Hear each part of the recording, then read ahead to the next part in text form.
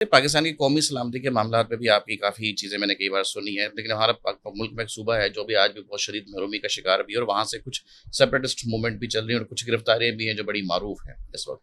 ان پہ بھی پابندی ہے، ان کو بھی منظر پہ نہیں لایا جا رہا، ان کے لیے بھی جو ہے وہ لوگ مطالبے بھی کر رہے ہیں کہ ان کو سنا جائے، بولا جائے، لیکن جواب آ رہا ہے کہ وہ جو ہے وہ بالکل ہی ایک ڈفرینٹ اس پہ ہیں.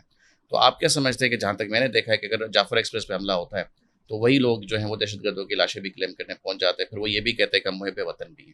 آپ اس کو سمجھ سکتے ہیں؟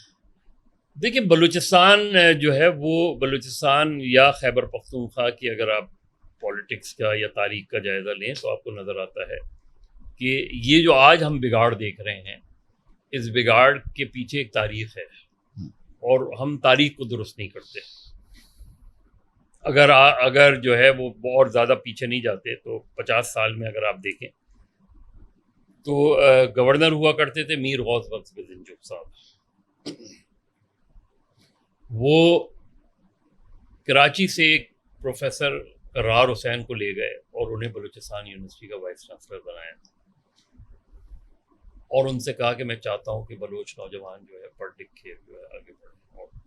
اور قرار صاحب حالانکہ اردو اسپیکنگ تھے، انہوں نے بہت سے اردو اسپیکنگ پروفیسرز کو بھی وہاں لے کے گئے، اور ان کو بزنجو صاحب نے یہ یقین دلایا کہ کوئی بھی آپ کے معاملات میں انٹرفیئر نہیں کرے. تو اگر آج پچھلے سال میں جب کوئٹہ گیا تھا تو صرف قرار صاحب کا نام لیا گیا تھا تو پورا ہال کھڑے ہو کے تالیاں بجا رہا تھا. تو وہ جو بزنجو صاحب کا یا اس زمانے میں جو نیشنل عوامی پارٹی کا ویژن تھا، اس ویژن کی ضرورت ہے. آپ بچوں کو صرف اس وجہ سے نہیں بند کر سکتے کہ وہ آپ اپنا سیاسی بیان دے دیتے ہیں. اس میں آپ کو اسے آپ آج بھی دیکھیں نا، بلوچستان میں کتنے نوجوان ہیں.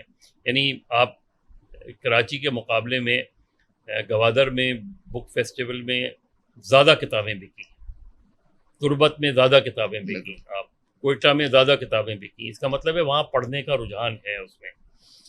تو اب آپ اس کو کسی بھی موومنٹ ہو، کوئی بھی ہو، سیپریٹسٹ موومنٹ ہو، سندھ میں بھی سیپریٹسٹ موومنٹس رہی ہیں، اس میں اس کو پولیٹیکلی کاؤنٹر کیا گیا نا، اس کو پولیٹیکلی اس چیزوں کو کیا گیا. تو ایک چیز تو یہ کہ بلوچستان کو پڑھے لکھے بلوچستان کی ضرورت ہے، اور پڑھے لکھے بلوچستان میں آپ کو جس طرح تعلیمی اداروں کی ضرورت ہے، جس طرح ان کو ریسورسز کی ضرورت ہے. تو بلوچستان میں سب سے بڑا کرائسس جو آیا وہ بھٹو صاحب کے زمانے میں آیا، جب بلوچستان جب نیشنل عوامی پارٹی پر پابندی لگا دی گئی، بلوچستان کی حکومت کو ختم کر دیا گیا. اس میں ایک پولیٹیکل پروسیس شروع ہوا تھا، آپ نے اس کو ختم کر دیا. اور یہ بھی تاریخ کی حقیقت ہے کہ جو نیشنل عوامی پارٹی کی حالانکہ مشکل سے 9 مہینے ان کی حکومت رہی تھی، اس کے بعد اس 9 مہینے میں انہوں نے وہاں سے سرداری سسٹم ختم کرنے کی قرارداد پاس کی، جو کہ بعد میں ظاہر ہے وہ خود تو نہیں کر سکتے تھے، تو انہوں نے وفاق کو ریکمینڈ کیا. اسی طریقے سے بہت سی ریفارمز وہاں ہو رہی تھی. اگر ان کو ٹائم ملتا، وہ پورا ٹائم ملتا 4-5 سال کا، تو یہ بلوچستان آج ایسا نہیں ہوتا. پھر آپ نے اس مین اسٹریم پولیٹیکل جو لیگیسی تھی اس کو ختم کر دیا آپ نے اس کو. پھر اس کے بعد آپ نے پھر بلوچستان میں بھٹو صاحب کے پیریڈ میں آپریشن بلوچستان میں، اس کا بہت نیگیٹو امپیکٹ ہوا. تو ایک طرف آپ نے اسمبلی ڈیزالو کر دی، ایک وہاں کی مقبول سیاسی جماعت پر پابندی لگا دی، جس کے احتجاج میں جمعیت علماء اسلام جو دوسری بڑی جماعت تھی، اس نے احتجاجاً خیبر پختونخوا کی اسمبلی سے استعفیٰ دے دیا، مولانا مفتی محمود جماعت نے. پھر آپ نے وہاں آپریشن شروع کر دیا. پھر آپ نے ان کے خلاف جو ہے حیدرآباد ٹرائبونل میں ان کو سزا ہو گئی. تو آپ نے ایک مین اسٹریم پولیٹیکل پارٹی کو، لیفٹ کی، ختم کر کے بہت زیادہ نقصان صرف بلوچستان کو ہی نہیں پہنچایا، خیبر پختونخوا کو بھی پہنچایا.